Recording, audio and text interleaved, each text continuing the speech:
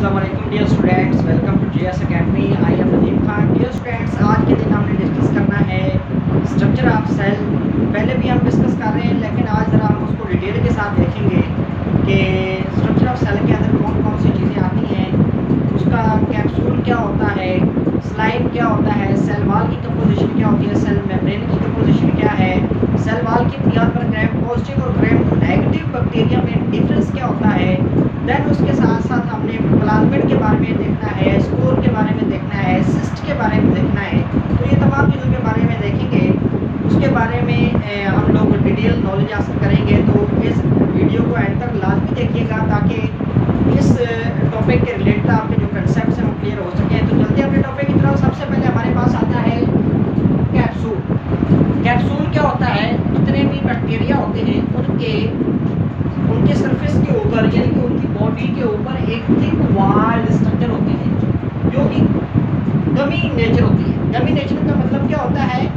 जिस तरह गम होती है, ग्लू होती है, यानी कि चिपस्टिक होती है, सख्त किस्म की मतलब चिपट जाने वाली स्ट्रक्चर जो होती है वो इसके अंदर होती है, जिसको आप क्या कहते हैं? कैप्सूल कहते हैं। बेसिकली ये थिक होती है, यानी कि एक मोटी जीवी नेचर, गमी नेचर स्ट्रक्चर होती है, जिसको आप क्या कहते हैं? कैप्सूल कहते हैं। ये जो कैप्सूल होता है ये सेल मेम्ब्रेन के ऊपर टाइटली बॉन्ड होता है, यानी कि जो सेल मेम्ब्रेन है इसकी, ये वाली जो अंदरूनी सेल मेम्ब्रेन है इसके ऊपर ये बेसिकली क्या होती है? टाइटली बॉन्ड होती है और इसने पूरे सेल को क्या किया होता है? बॉन्ड किया होता है, यानी कि पूरे सेल को टाइटली इसने क्या दी होती है? सपोर्ट दी होती है। उसके बाद ये बनी हुई किसकी होती है? बेसिकली जो कैप्सूल है, बैक्टीरिया का कैप्सूल जो होता है, जो ऊपर प्रोटेक्टिव लेयर होती है, जो हार्ड होती है, थिक होती है, बेसिकली ये पॉलीसैकेराइड और प्रोटीन या दोनों चीज़ों की बनी होती है। यानी कि ये पॉलीसैकेराइड की भी बनी होती है, उसके साथ साथ ये प्रोटीन की भी बनी हुई होती है। यानी कि आपके पास जो सेल बैक्टीरिया के सेल को जब भी हम डिस्कस करते हैं उसके कैप्सूल को डिस्कस करेंगे। तो कैप्सूल क्या चीज़ है? कैप्सूल बेसिकली एक हार्ड थिक गमी नेचर स्ट्रक्चर होती है जो कि बैक्टीरिया सेल के सबसे ऊपर पाई जाती है और इसने क्या किया होता है? टाइटली बॉन्ड किया होता है बैक्टीरिया के सेल को।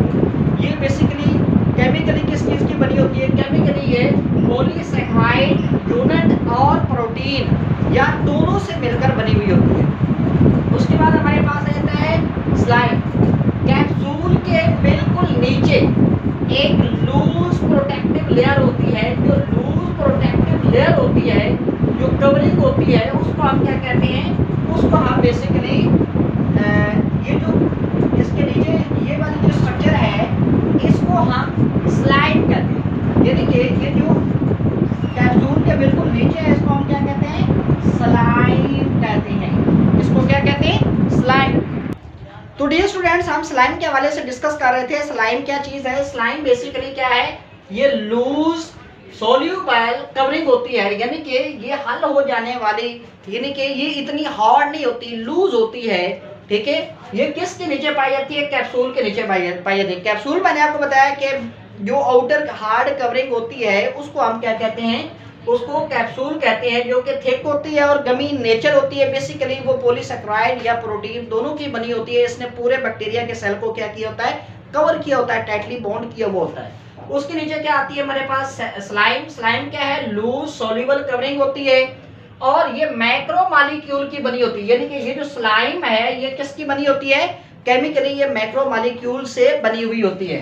देन उसके बाद इसका काम क्या है? यानी कि अगर हम इसके फंक्शन की डिस्कस करेंगे कि स्लाइम का फंक्शन क्या है। स्लाइम बेसिकली बैक्टीरिया की पैथोजेनिसिटी जो एबिलिटी है उसको ये इंक्रीज करती है। पैथोजेनिसिटी का मतलब क्या होता है कि कुछ बैक्टीरिया ऐसे होते हैं जो जानदारों के अंदर डिजीज काज करते हैं। डिजीज काज करने की वजह से मतलब वो जानदारों के अंदर बीमारियां पैदा करते हैं, मुख्तलिफ तरह की डिजीजेस काज करते हैं। तो वो जो बैक्टीरिया की मदद से बीमारियां पैदा होती हैं, यानी कि बीमारी पैदा करने की जो एबिलिटी होती है due to the slime, slime की वजह से वो उसकी इंक्रीज हो जाती है। यानी कि इसकी पैथोजेनिसिटी एबिलिटी को क्या करते हैं? ये इंक्रीज करते हैं। कौन? स्लाइम करता है। उसके बाद आता है हमारे पास सेल वॉल। सेल वॉल जो है बेसिकली केमिकली किसकी बनी होती है? ये पेप्टिडोग्लाइकेन की बनी होती है। लेकिन मैं आपको एक इम्पोर्टेंट चीज़ बताऊंगा जो आपको किसी ने नहीं बताई होगी। बेसिकली बैक्टीरिया जो होते हैं वो सेल वॉल रखते होते हैं, लेकिन कुछ ऐसे बैक्टीरिया हैं जिनके अंदर नहीं होती, उनका कोई नेम, उसका नेम ये है हमारे पास माइकोप्लाज्मा। यानी कि माइकोप्लाज्मा बैक्टीरिया ऐसा बैक्टीरिया होता है जिसके बाहर सेल वॉल नहीं होती, जिसकी सेल वॉल नहीं होती, उस बैक्टीरिया को हम क्या कहते हैं? माइकोप्लाज्मा बैक्टीरिया कहते हैं। ये आपका बोर्ड के पेपर के अंदर क्वेश्चन भी आ सकता है कि कौन से बैक्टीरिया के अंदर सेल वॉल एब्सेंट होती है। उसका आंसर क्या होगा हमारे पास? माइकोप्लाज्मा। देन सेल वॉल की बुनियाद पर हम देखेंगे कि बैक्टीरिया की कितनी टाइप्स हैं। बैक्टीरिया की बेसिकली 2 टाइप्स हैं। बैक्टीरिया को हम ग्राम पॉजिटिव बैक्टीरिया भी कहते हैं और ग्राम नेगेटिव बैक्टीरिया भी कहते हैं। ग्राम पॉजिटिव बैक्टीरिया जो होते हैं ये बेसिकली स्टेन्ड पर्पल, यानी कि इन्होंने क्या करना होता है? बरकरार रखना होता है पर्पल कलर को, ठीक है। देन उसके बाद ये प्राइमरी डाई को क्या करते हैं? रिटेन करते हैं और क्या बनाते हैं? CB1 कॉम्प्लेक्स बनाते हैं। प्राइमरी डाई कौन सी होती है? यानी कि डाई कहते हैं रंग को, यानी कि जो बैक्टीरिया पर्पल रंग शो करते हैं उन बैक्टीरिया को हम क्या कहते हैं? उनको हम ग्राम पॉजिटिव बैक्टीरिया कहते हैं। यानी कि जो प्राइमरी डाई है बेसिकली वो पर्पल कलर होता है, यानी कि ये पर्पल कलर जो है ये क्या करते हैं? ये रिटेन रखते हैं, यानी कि बरकरार रखते हैं और क्या बनाते हैं? CB1 कॉम्प्लेक्स बनाते हैं, ठीक है। और वो क्या होता है? वो प्राइमरी डाई का होता है, ठीक है।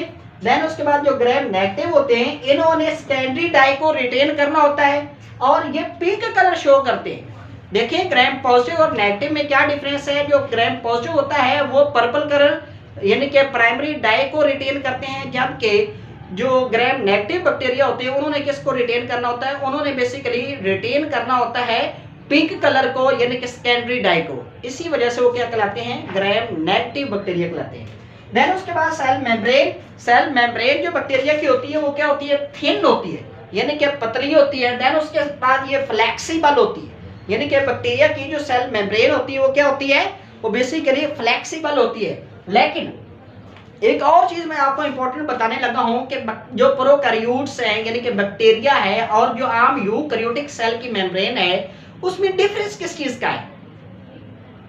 लूज तो दोनों हैं, दोनों फ्लेक्सिबल हैं, लेकिन डिफरेंस किस चीज का है? डिफरेंस एक चीज का है कि जो यूकैरियोट्स हैं यानी कि जो आम यूकैरियोटिक सेल्स होते हैं वो बैक्टीरिया सेल उनकी मेम्ब्रेन यानी कि यूकैरियोटिक सेल की मेम्ब्रेन और प्रोकैरियोटिक सेल में मेम्ब्रेन यानी कि बैक्टीरिया की सेल मेम्ब्रेन में डिफरेंस एक चीज का है कि जो बैक्टीरिया की सेल मेम्ब्रेन होती है उसके अंदर कोलेस्ट्रॉल नहीं होता, यानी कि they do not contain cholesterol, ठीक है, जिसको हम स्टीरोल भी कहते हैं। यानी कि ये यूकैरियोटिक सेल की सेल मेम्ब्रेन में होता है, लेकिन जो प्रोकैरियोटिक की सेल मेम्ब्रेन है यानी कि जो बैक्टीरिया वगैरह है उसके अंदर ये नहीं होता। क्या चीज? कोलेस्ट्रॉल नहीं होता। इसी वजह से ये डिफरेंस है किसके दरमियान है? प्रोकैरियोटिक सेल मेम्ब्रेन और यूकैरियोटिक सेल मेम्ब्रेन में। देन उसके बाद आ जाता है हमारे पास प्लाज्मिड। प्लाज्मिड क्या चीज होती है? एक्स्ट्रा सर्कुलर पीसेस, यानी आपके सामने ये जो एक्स्ट्रा सर्कुलर पीस है किसका? जेनेटिक मटेरियल का, डीएनए का। बेसिकली ये जेनेटिक मटेरियल है बैक्टीरिया का, एक्स्ट्रा है। ये गोल होते हैं, सर्कुलर होते हैं, और सर्कुलर जो पीस होते हैं जो बैक्टीरिया की सेल के अंदर पाए जाते हैं जेनेटिक मटेरियल के, उनको हम क्या कहते हैं? प्लाज्मिड कहते हैं। ये एक्स्ट्रा सर्कुलर पीसेस होते हैं किसके? डीएनए के। डीएनए क्या है? एक जेनेटिक मटेरियल है। ये आपको पहले ही पता है डीएनए क्या चीज है? एक इनहेरिटेबल मतलब जो हमारी इनहेरिडिटी है उसको ये कंट्रोल करता है। वरासती खसूसियात को एक नस्ल से दूसरी नस्ल में मुंतकिल करने का जिम्मेदार होता है डीएनए जो होता है। डीएनए को जेनेटिक मटेरियल भी कहा जाता है। देन उसके बाद राइबोसोम देखेंगे। जो प्रोकैरियोटिक सेल्स होते हैं उनके अंदर राइबोसोम जो होते हैं बेसिकली वो 70S के होते हैं, लेकिन यूकैरियोटिक सेल के राइबोसोम जो होते हैं वो 80S के होते हैं। और इसका मतलब S का मतलब क्या है? यहाँ पर आपके माइंड में क्वेश्चन जा रहा होना है कि 70 का मतलब तो पता चल गया, 70 है यानी कि 70 है, लेकिन S का मतलब क्या है? S का मतलब है सवेट बार यूनिट। क्या?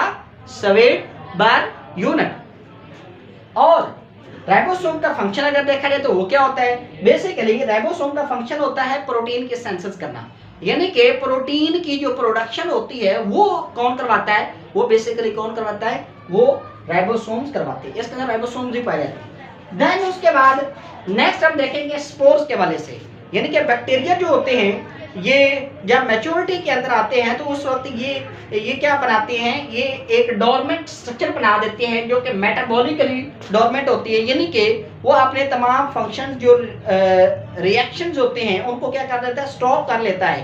कब? During the unfavourable condition. कब? अनफेवरेबल कंडीशन, यानी कि जब कंडीशन क्या होती है, अनफेवरेबल होती है, यानी कि जब पानी की कमी होती है, जब हीट ज्यादा होती है, तो उस वक्त क्या करते हैं बैक्टीरिया, एक मेटाबॉलिकली इन डोरमेंट स्ट्रक्चर बना देते हैं जिसको हम क्या कहते हैं, स्पोर कहते हैं। ठीक है, और जब कंडीशन फेवरेबल हो जाती है ये स्पोर जर्मिनेट करता है, ग्रो करता है और नए बैक्टीरिया के अंदर ये डेवलप हो जाता है। देन उसके बाद आता है हमारे पास सिस्ट।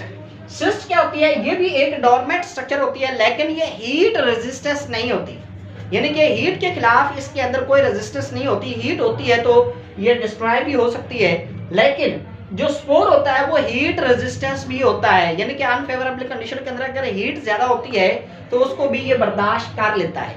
ठीक है, जो स्पोर होता है। लेकिन जो सिस्ट होता है, सिस्ट और स्पोर में डिफरेंस यही है, डिफरेंस इसी चीज का है कि जो सिस्ट होते हैं ये हीट रेजिस्टेंस नहीं होते, जबकि स्पोर जो होते हैं ये हीट रेजिस्टेंस होते हैं, क्योंकि इन्होंने हीट को भी क्या कर लेता है, क्या कर लेना होता है, बर्दाश्त कर लेना होता है, टॉलरेट कर लेना होता है।